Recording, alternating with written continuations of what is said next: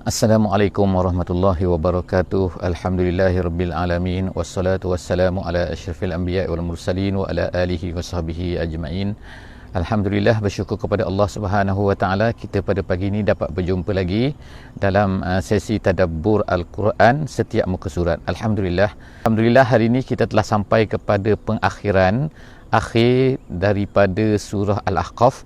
Alhamdulillah, kita sampai hari ini dalam perbincangan insya-Allah daripada ayat 29 sehingga ayat 35 insya-Allah surah Al-Ahqaf. Jadi insya-Allah marilah kita bersama-sama mendengar sedikit sahaja daripada apa yang akan kita perolehi insya-Allah, yang saya cuba kongsi bersama-sama dengan tuan-tuan dan puan-puan yang berada di mana saja pada ketika ini, untuk kita meneliti, untuk kita dapat ambil sedikit daripada pengajaran daripada muka surat Al-Quran, muka surat 506 insya-Allah pada pagi ini. Minta maaf yang pertamanya kerana agak terlambat kerana masalah teknikal.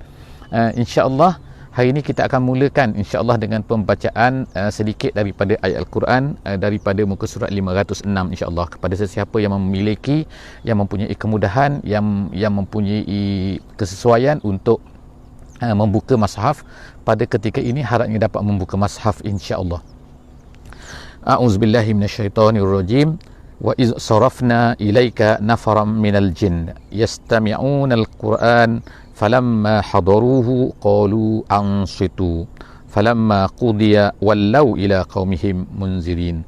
Sadaqallahul azim. Alhamdulillah, pada pagi ini kita akan melihat dalam muka surat ini ada tiga perkara penting, tiga perkara utama yang dibahagikan oleh ulama di dalam muka surat 506 ini, iaitu yang pertamanya ialah Allah Subhanahu wa taala nak menceritakan tentang kemuliaan yang Allah Taala beri kepada Nabi Muhammad sallallahu alaihi wasallam dengan kehadiran jin, dan juga bagaimana jin ini apabila mereka mendengar Quran, mendengar dakwah Nabi sallallahu alaihi wasallam, mereka terus menyebarkannya kepada kawan-kawan mereka. Itu yang pertama. Yang keduanya, Allah Subhanahu wa taala sebenarnya menyindir orang-orang kafir yang tidak mahu beriman ni.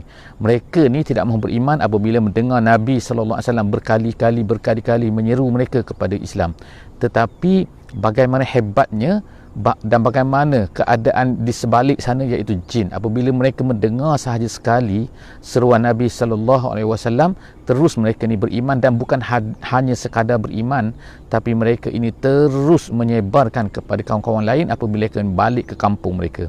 Itu yang kedua lah. Jadi ini adalah satu, sebenarnya adalah nak menunjukkan tentang ketidakpatutan ataupun Allah Taala disebut dalam tafsir-tafsir, dia kata at-tawbih al-kafirin, iaitu nak mencela, nak menceritakan kebodohan, ketidakpatutan apa yang mereka lakukan ini, iaitu menolak Nabi Muhammad sallallahu alaihi wasallam. Yang ketiganya, di dalam muka surat ini kita akan dapat lihat tentang Allah Subhanahu wa taala meminta kepada Nabi sallallahu alaihi wasallam supaya bersabar di dalam usaha untuk menyampaikan dakwah ini. Kerana apa? Tanpa kesabaran maka sebenarnya kita tidak akan mencapai. Allah Taala nak melihat daripada kita ni kesabaran dalam usaha kita, tidak jemu, tidak malal, tidak merasa penat, berterusan walaupun penat tapi berterusan untuk menyampaikan dakwah ini walaupun apa yang terjadi. Jadi itulah tiga poin utama yang disenaraikan oleh ulama, yang diceritakan oleh Allah Subhanahu wa taala di dalam muka surat kita pada pagi ini. Insya-Allah kita akan tengok yang pertamanya, Allah Subhanahu wa taala sebutkan wa is-sarafna. Sebelum daripada ni kita telah tengok perkataan sarafa, iaitu sarafna. Sarafna tu maknanya mengulang-ulangi. Dalam muka surat sebelah, dalam muka surat sebelum daripada ni, Allah Taala sebut mengulangi. Sarafa, kalau sarafa mengulangi ataupun mempelbagaikan. Mempelbagaikan apa? Iaitu ayat-ayat Allah Subhanahu wa taala, mempelbagaikan cara ditunjukkan kepada manusia ini untuk menunjukkan kebesaran Allah Subhanahu wa taala. Itu yang pertamalah. Tapi di sini ialah sarafna ni artinya lain. Sarafna tu artinya ialah pusingkan, halakan, gitu kan. Jadi Allah Taala sebut sini, dan ingatlah wahai Muhammad dan juga wahai semua manusia yang membaca Al-Quran ni, ketika Allah Subhanahu wa taala telah pusingkan, halakan nafaran. Nafaran ni ialah satu bilangan di antara 3 hingga 10, dan biasanya adalah untuk lelaki lah. Jadi nafaran di sini Allah Taala telah menghalakan satu kumpulan daripada jin. Dikatakan di dalam ahli tafsir mengatakan bilangan mereka pada masa itu ialah 7 ataupun 9. 7 ataupun 9 orang jin yang telah disorofkan oleh Allah Subhanahu Wa Taala, yastami'unal Quran. Mereka ni mendengar Quran. Bilakah mereka ni mendengar Quran? Ada terdapat pelbagai riwayat lah dalam menceritakan perkara ini. Tapi riwayat yang paling masyhur, yang paling popular ialah yang berlaku ketika Nabi SAW pergi ke Taif, dan di dalam perjalanan apabila Nabi telah dihina, dilontar batu di Taif, berdarah dan sebagainya. Jadi dalam perjalanan balik sampai ke satu wadi, satu lembah, nama dia Wadi Nakhl. Jadi dalam wadi ini Nabi SAW pada waktu malam, iaitu pada waktu sebelum fajar dan gurub fajar, Nabi sembahyang. Dan pada masa itulah jin ini datang, kumpulan jin ini datang. Jadi jin ini datang daripada mana? Dikatakan oleh ulama tafsir, ianya datang, ada yang mengatakan dia ini adalah jin Nasibin. Nasibin ialah satu kumpulan jin yang dikatakan daripada Syam ataupun dikatakan juga daripada Yaman. Dan dikatakan dalam riwayat yang lain, disebutkan oleh ulama tafsir, dikata jin inilah jin daripada Ninawi. Ninawi ini ialah satu tempat yang berada di utara Iraq sekarang pada hari ini, iaitu dikatakan tempat Nabi Yunus alaihissalam, Ninawi. Jadi apa-apa pun jin ini, satu kumpulan jin ini, mereka ni bukan seorang lah mereka ni ada beberapa orang jin, berapa orang lah, berapa, tak kata kau jin lah Jadi mereka ini telah mendengar yastami'un al-Quran. Yang pasti ni mereka ni mendengar Quran. Adakah sama apa yang diceritakan di sini dengan apa yang diceritakan oleh Allah Subhanahu Wa Taala di dalam surah Jin nanti? Kita akan bacalah nanti kan, insya-Allah dalam beberapa bulan lagi kita akan sampai ke surah Jin. Kita sekarang ini berada di juzuk yang ke-26 insya-Allah kan, dan esok insya-Allah kita akan mula masuk kepada surah Muhammad insya-Allah. Jadi selepas adakah sama dalam surah Jin sana dengan dalam surah Al-Aqaf di sini? Jin yang samakah ataupun tidak? Jadi ulama-ulama menceritakan ianya mungkin yang sama, kes yang sama, ataupun mungkin keadaan yang sama, peristiwa yang sama, ataupun ada yang katakan, setengah ulama mengatakan ianya adalah dua peristiwa yang berlainan. Di sini adalah lain daripada yang di sana. Bahkan ada setengah-setengah ulama seperti Al-Khafaji, dia mengatakan bahawa terdapat 6 kali peristiwa di mana jin ini mendengar daripada Nabi SAW ketika sembahyang. Jadi of course apa sajalah pandangan-pandangan ulama ni kita hanya mendengar, insya-Allah boleh gunakan insya-Allah mana-mana saja, kerana mereka ni semua adalah ulama-ulama yang muktabar insya-Allah. Jadi sama ada ianya sekali, sama ada 2 kali, ataupun sama ada 6 kali, insya-Allah kita boleh gunakan. Kemudian seterusnya ialah nafaran ini, yang tadi ini 7 ataupun 9 orang jin ini, apabila mereka mendengar hadaruhu wa qalu ansitu, mereka berkata diam. Jadi mereka, bila mereka ni yang mendengar Al-Quran, mereka mengatakan sesama mereka. Jadi inilah satu adab yang disebutkan oleh ulama tafsir, yang ditunjukkan oleh jin. Disebut oleh ulama tafsir mengatakan jin ini begitu beradab. Bila mereka ni dengan mendengar Al-Quran yang dibaca oleh Nabi SAW, mereka ini berkata sesama mereka, diam, jangan bising. Kita sekarang sedang mendengar Quran. Tengokkan bagaimana adabnya, bagaimana beradabnya jin-jin ini kan. Jadi kita boleh gambarkanlah kan, jin-jin ini apabila ada dibaca Quran, maka jin-jin yang Islam ini akan datang mendengar Quran, dan mereka ini akan berkata ansitu sesama mereka. Falamma qudiya, iaitu apabila habis dah, apabila Nabi SAW habis dah baca Al-Quran tu, wallau ila qaumihim, mereka nampak tahu wallau, mereka tu maknanya Allah Taala sebutkan sini kan, falamma maknanya habis saja, wallau, terus mereka ni wallau berpaling ila qaumihim, kepada kaum mereka.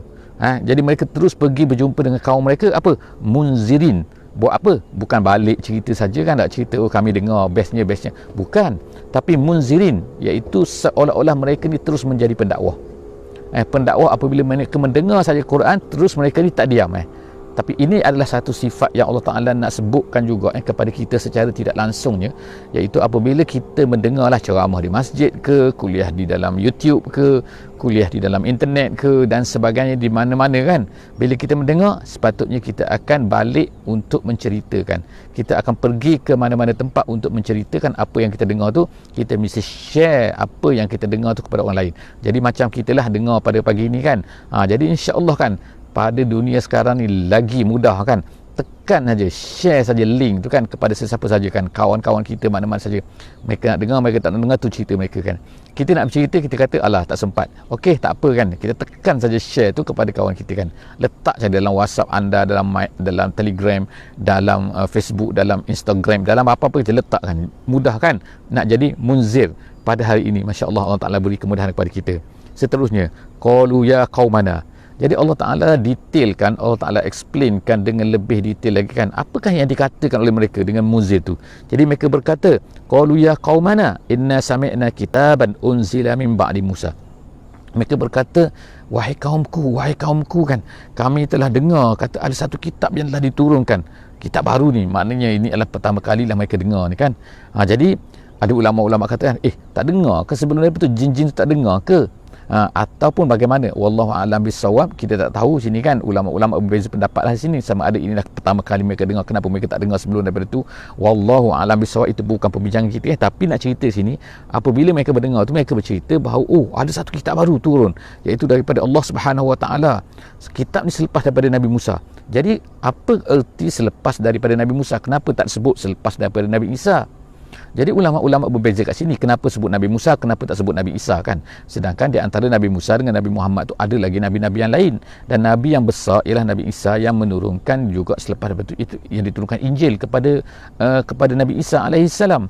Jadi ulama-ulama sini setengah tu berkata begini kan, mereka katakan bahawa tak disebutkan kitab Nabi Isa Injil tu kerana apa? Kerana apa-apa yang ada dalam Injil itu sebenarnya lah mengukuhkan apa yang ada di dalam Taurat. Jadi Taurat tu lebih power lah, yang lebih besar lagi, hebat lagi lah daripada Injil. Itu pendapat yang pertama lah. Pendapat yang kedua, ada yang mengatakan bahawa apa kan, iaitu sepakat saja Nabi, apa yang ada di dalam Injil, apa yang Nabi sepakat saja, kedua-duanya adalah untuk Bani Israel. Ada kata-kata pendapat ulama yang mengatakan bahawa jin-jin ini beragama Yahudi, dan ada pula yang mengatakan bahawa apa kan, bahawa jin ni tak tahu pun Nabi Isa tu turun. Jadi dua pendapat yang terakhir, iaitu yang pertamanya dikatakan, itu yang dikatakan daripada Atta atau Ibn Abbas, yang dikatakan bahawa jin ni tak tahu ataupun jin ni agama Yahudi. Itu pendapat ini dikatakan ada keraguan sedikit pada fakta ni. Tapi insya-Allah kan kita gunakan saja yang atas tu, dua pendapat yang pertama yang mengatakan bahawa sebenarnya kitab Nabi Isa dan juga kitab Nabi Musa ni adalah satu saja dan diturunkan kepada kaum yang satu, iaitu Bani Israel. Jadi selepas daripada tu, apa mereka kata lagi kan, ini ada satu kitab baru ni, musaddiqal lima baina yadayhi yahdi. Kitab ini membenarkan, maknanya bukan kitab ni lain kata mengatakan bahawa kitab Taurat tu salah, kitab Injil tu salah dan sebagainya. Tak. Kitab Quran ni dia mengatakan, dia menceritakan tentang Nabi Musa dan semua tu. Yahdi ilal haqi, dia menunjukkan kita semua kepada jalan yang benar. Quran ni menunjukkan kepada jalan yang benar. Kemudian wa ila tariqin mustaqim, dan kepada jalan yang lurus. Jadi nampak tak sini bahawa jin tu sendiri, mereka ni sendiri kan memberitahu kepada kaum mereka kan, kepada orang di negeri mereka, orang di kampung mereka, bahawa Quran ni betul. Jadi kalau manusia ni lah tak nak terima manusia tak nak dengar Quran tapi tak terima juga, maka ini pelik lah. Sebab itulah ini adalah satu sindiran secara tidak langsungnya kepada Bani Israel, kepada orang-orang Quraisy ni kan, yang ada di depan tu. Jadi begitu jugalah kita pada hari ini kan, kalaulah manusia tidak mahu terima, peliknya kan jin pun terima. Tengok ayat Quran ni, gitu kan. Kemudian ya qaumana, terus lagi, sambung lagi nak cerita pasal jin lagi. Jadi ayat yang pertama, ayat yang kedua, hari ini ayat yang ketiga juga, ya qaumana ajibu da'i Allah, sahutlah, maknanya Islamlah kamu, artinya kan, da'i Allah, orang yang berdakwah kepada Allah. Da'i Allah ni da'i kepada Allah, iaitu apa? Nabi Muhammad SAW lah pada ketika ini. Da'i Allah wa aminu bihi, berimanlah, yaghfir lakum min zunubikum. Jadi nak tunjukkan jin ini kan betapa rendah dirinya dia ni kan, dan mana dia terus dakwah, dan kemudian dia ceritakan apakah yang akan kita dapat kalau kita ni beriman, dan kemudian Allah Ta'ala ampunkan seterusnya. Wa yujirkum min azabin alim. Yujirku ni makna sebagaimana lepas mayang kan, biasa kita baca Allahumma ajirna tu, ajirna tu artinya selamatkanlah kami kan. Jadi Allahumma ajirna minan nar, ya Allah selamatkanlah kami daripada neraka. Jadi jin ini berkata kepada kaum dia ni, wa yujirkum min azabin alim, nescaya Allah Ta'ala akan selamatkan, kalau kita beriman, Allah Ta'ala akan selamatkan kita daripada azab yang pedih.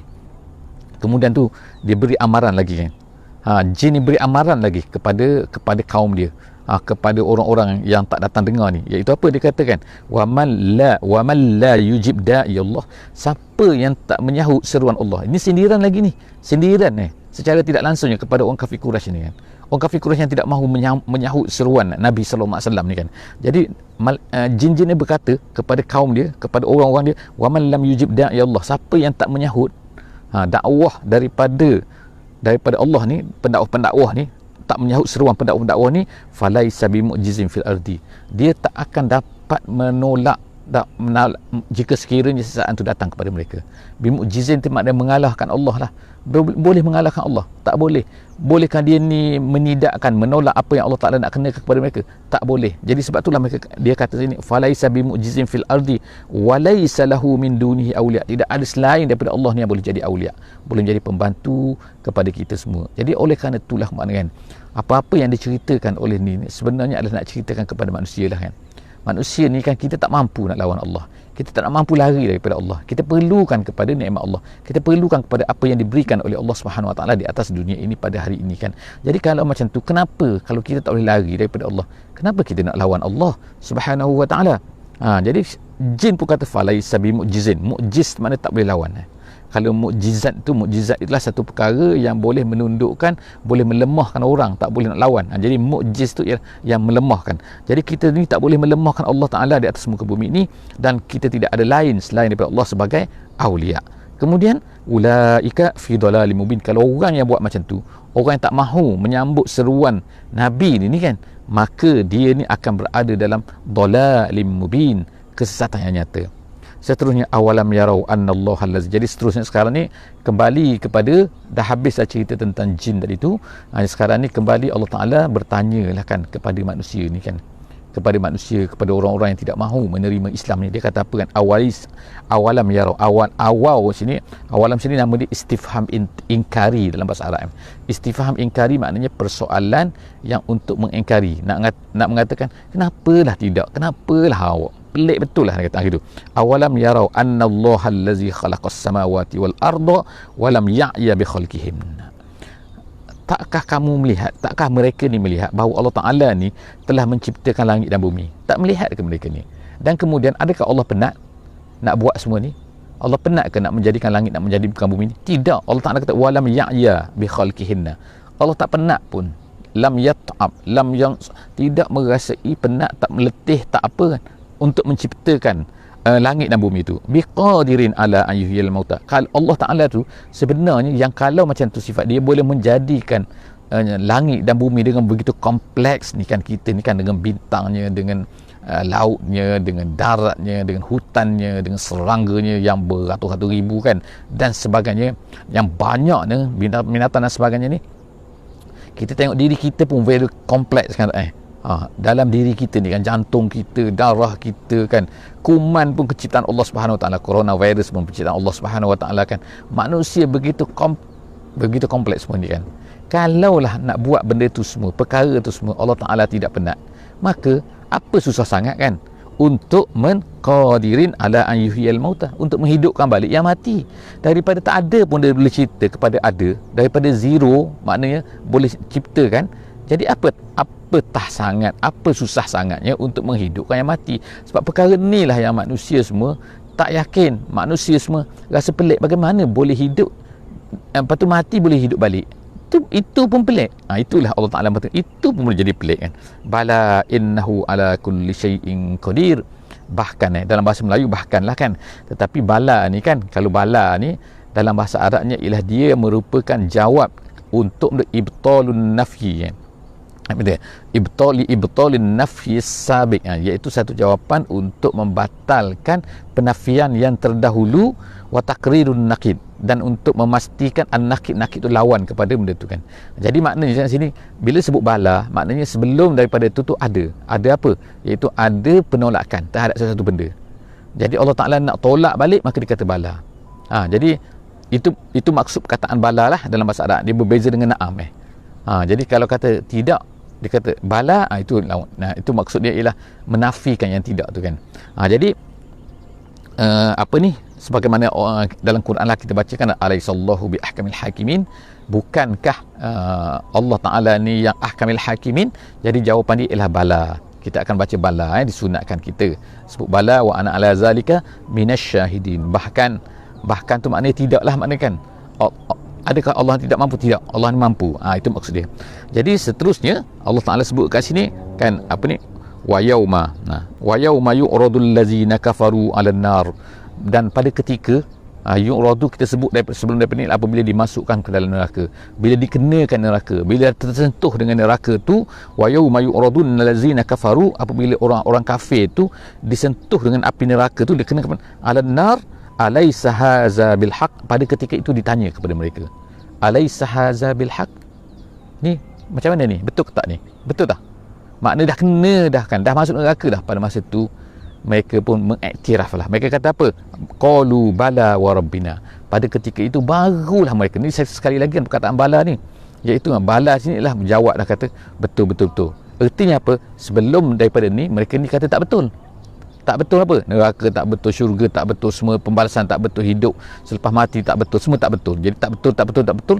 Sekarang Allah Taala kata, ni macam mana? Barulah mereka kata bala. Tapi pengiktirafan di sini, dah iktiraf, baru nak mengakui di sini, adakah diterima oleh Allah Subhanahu Wa Taala? Jawapannya tidak. Jadi Allah Taala kata qalu bala wa rabbina. Qala, lalu Allah Taala berkata fazuqul azab bima kuntum takfurun. Sekarang rasalah azab dengan apa yang kamu kufurkan. Jadi habis cerita soal Ahqaf ni, tamat kita masuk kepada yang terakhir.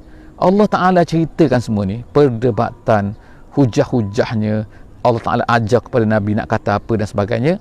Jadi dakwah yang dilakukan oleh baginda Nabi sallallahu alaihi wasallam, ini adalah ayat terakhir daripada surah Ahqaf, dan surah Ahqaf adalah surah yang terakhir daripada Hawamim. Dan Hawamim ni adalah turun, kita beritahu sebelum daripada ni, kita nyatakan sebelum daripada ni adalah surah yang turun pada penghujung-penghujung Nabi SAW berada di Mekah. Jadi kita selepas daripada ini akan beralih kepada surah-surah Madaniyah. Jadi sebelum daripada itulah kan, kalau kita katakanlah makna dakwah Nabi SAW dah penat kan, Nabi ni dah penat melakukan dakwah selama belas tahun berada di Mekah, menyeru manusia, menyeru orang-orang Quraisy ni kan, saudara-saudaranya sendiri yang mereka kenali sebelum daripada ni kepada Islam. Tapi mereka ni penat tak? Penat, kadang-kadang hilang sabar. Sebab itulah Allah Subhanahu Wa Taala mengatakan di sini kepada Nabi kita sallallahu alaihi wasallam, selepas daripada akhir cerita yang banyak ni, selepas Ahqaf dan sebagainya, fasbir, maka oleh kerana itu. Jadi nampak dekat sini fa ni adalah manilah untuk ditakkid, selepas daripada semua ni, wahai Muhammad, bersabarlah. Allah Taala kata sabarlah. Dan kita berkata kepada orang-orang yang menyeru kepada Islam, mengajak kepada Islam, berusaha pada hari ini kan, susah payah kan untuk mengajak manusia kepada Islam, supaya bersabar. Bersabarlah, fasbir kama sabara ulul azmi minar rasul. Allah Ta'ala buat perumpamaan, bersabarlah kamu wahai Muhammad sebagaimana bersabarnya ulul azmi. Siapa ulul azmi ini? Jadi ulama-ulama hampir sepakatlah mengatakan ulul azmi ini ialah 5 orang rasul. Muhammad sallallahu alaihi wasallam, Nabi kita sallallahu alaihi wasallam, of course lah salah seorang, dan kemudian ulul azmi yang lain ada 4 lagi, iaitu Nabi Nuh alaihi salam, Nabi Ibrahim alaihi salam, Nabi Musa alaihi salam, dan juga Nabi Isa alaihi salam. Jadi kelima-lima mereka ni itu yang dikata sebagai ulul azmi. Ulu tu maknanya yang mempunyai, azmi tu mempunyai, yang maksudnya keazaman. Keazaman maksudnya mereka ni bersabar, mereka ni bersungguh-sungguh, mereka ni sahabat. Bukan rasul lain tak bersungguh-sungguh, tapi mereka ni yang power, yang paling top lah di kalangan rasul-rasul tu. Mereka ni 5 orang ni adalah orang yang dipanggil sebagai ulul azmi. Jadi ulul azmi bukan ulu bukan ungu, tapi ulul azmi, yang mempunyai keazaman. Jadi Allah Ta'ala berkata kepada Nabi kita sallallahu alaihi wasallam, wahai Muhammad, wahai Nabi, bersabarlah kamu sebagaimana bersabarnya ulul azmi. Kita tengoklah kan, Nabi Musa susahnya menghadapi Firaun, Nabi Ibrahim menghadapi Namrud, kemudian Nabi Nuh menghadapi kaum dia sampai 950 tahun, dan kemudian Nabi Isa alaihissalam, ramai yang sahabat-sahabatnya, orang yang mengikut beliau telah dibunuh, telah digergaji, telah disalib dan sebagainya. Jadi Allah Subhanahu Wa Taala kata sini, bersabarlah. Wala, dan yang kedua arahannya ialah wala tasta'jil lahum. Tasta'jil ni ialah artinya ialah meminta kepada Allah Subhanahu Wa Taala supaya datangkan azab.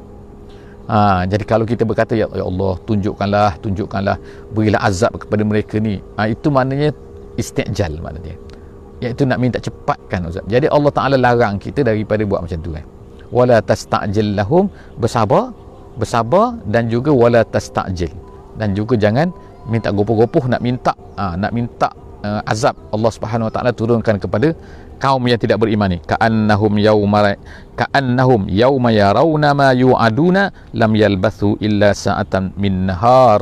Allah Ta'ala katakan tak apa dia katakan kamu janganlah jadi seperti sahibil hud tu, sebagaimana disebut dalam ayat lain kan, wala takun ka sahibil hud, jangan kamu jadi seperti Nabi Yunus lah maksudnya kan, yang nak lari daripada kaum dia kan. Kemudian Allah Ta'ala Islam kan. Jadi artinya sini ialah apa, Allah Ta'ala katakan mereka ini akan kena azab dia bila, iaitu ka'annahum yauma yarawnaha, mereka suka duduk atas dunia ni kan, gembira macam kan, terpengaruh dengan dunia ni sampai lupa kepada akhirat ni. Allah Ta'ala kata tak apa, bersabar, mereka nanti akan kena juga, nanti akan mereka rasalah bahawa hidup di dunia ni macam apa, lam yalbathu illa sa'atan min nahar, macam sekejap saja, satu saat saja, satu ketika saja daripada kehidupan saat, barulah rasa bila bandingkan dengan akhirat tu kan. Jadi balag, Allah Ta'ala kata sini kan, bala ni dia kata adalah khabar kepada mubtada yang mahzuf, yang maksudnya ialah apa kan, iaitu bala ke sini artinya ialah dah, dia kata inilah yang aku turunkan kepada kamu wahai Muhammad, dan aku dah beri peringatan ini semuanya adalah balag kepada mereka. Ini adalah cukup dah jadi satu pengajaran. Gitu kan. Balag dah cukup jadi pengajaran. Semua apa yang aku berikan kepada kamu ni wahai Muhammad cukup jadi pengajaran. Balag fahal yuhlaku illa alqaumul fasiqun, tidakkah akan dibinasakan, yuhlaku akan dibinasakan melainkan kaum-kaum yang fasik. Fal yuhlaku, tidakkah yang dibinasakan itu adalah kaum-kaum yang kafir. Jadi Allah Subhanahu Wa Taala peringatan takhir menggembirakan kepada Nabi kita sallallahu alaihi wasallam, menggembirakan kita semua insya-Allah yang menjadi orang Islam. Alhamdulillah pada hari ini setakat itu saja, insya-Allah berjumpa lagi esok di dalam surah yang baru, iaitu surah Muhammad, insya-Allah dalam muka surat 507. Aku qauli hadza wa astaghfirullahal azim li wa lakum wa billahi taufiq wal hidayah. Wassalamualaikum warahmatullahi wabarakatuh. Subhanakallahumma wa bihamdik nashhadu an la ilaha illa anta nastaghfiruka wa natubu ilaik. Sallallahu alaihi wasallam Muhammad wa ala alihi wa sahbihi ajmain. Walhamdulillahirabbil alamin.